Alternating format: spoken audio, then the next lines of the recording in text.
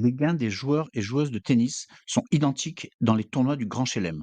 L'Open d'Australie, Roland-Garros, Wimbledon et l'US Open. Iga Swiatek, numéro 1 mondial, réclame que cette égalité soit élargie à tous les autres tournois. Elle déclare: Notre tennis apporte les mêmes émotions que le tennis masculin. Elle va plus loin. Il y a quelque chose que vous pouvez trouver dans le tennis féminin que vous ne trouverez pas sur l'ATP. Le tennis féminin aurait donc quelque chose en plus, mais on ne sait toujours pas quoi puisqu'elle ne le précise pas. De nombreuses joueuses réclament que l'égalité des gains soit désormais élargie à l'ensemble des tournois au nom de l'égalité femmes-hommes, comme une évidence qui n'aurait pas besoin de justification. En regardant plus loin, on constate que c'est l'égalité des gains dans les tournois du Grand Chelem qui pose question. Premier point.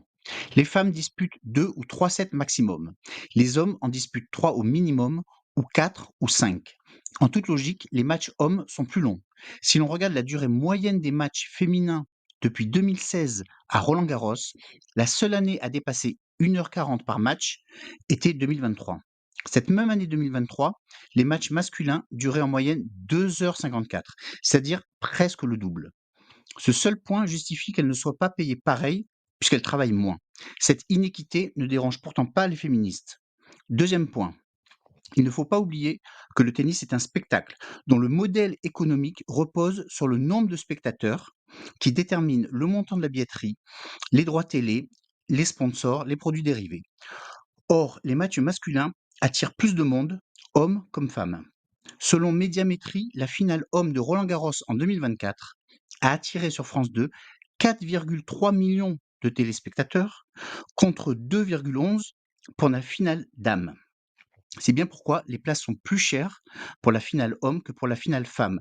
Le prix s'ajuste à la demande avec des billets pour la finale homme le dimanche qui coûtent pratiquement le double de ceux de la finale femme le samedi. Évidemment, certains rétorqueront que les hommes sont plus regardés parce que les spectateurs ont été éduqués comme ça ou que les matchs féminins sont moins diffusés. C'est là qu'intervient le troisième point, la qualité du spectacle.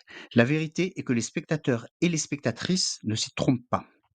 Une étude de l'ITF sur 10 ans de Grand Chelem montre que les dames réalisent moins de coups gagnants que les hommes et que les hommes commettent moins de fautes directes.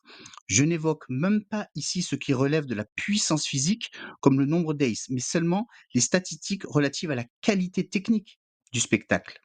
Une exception toutefois. À l'US Open 2024, les coups droits de Sabalenka ont été plus puissants que ceux de Djokovic, Sinner ou Alcaraz. L'explication donnée par Patrick Mouratoglou est tactique. Sabalenka prend le risque de taper très fort, car elle sait que si la balle est bonne, elle ne reviendra pas. Les hommes n'ont pas cette assurance, et ils jouent donc davantage tactique. Que ce soit techniquement ou physiquement, le tennis masculin est plus attrayant. Alex Correggia, finaliste de Roland-Garros en 1998, a déclaré: Toucher la même somme pour un travail qui dure plus longtemps, ça voudrait dire que la qualité du jeu masculin est inférieure à celle des joueuses.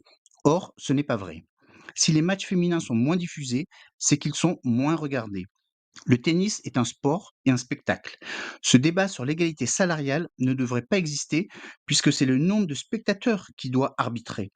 Si le spectacle est attrayant, les gens paient pour le voir. Et les rémunérations sont fonction de l'argent payé par le spectateur. Le tennis féminin dans les grands chelem est rémunéré au-dessus de ce qu'il génère. C'est un sport sous perfusion. Les salaires des joueuses sont en partie payés par les joueurs.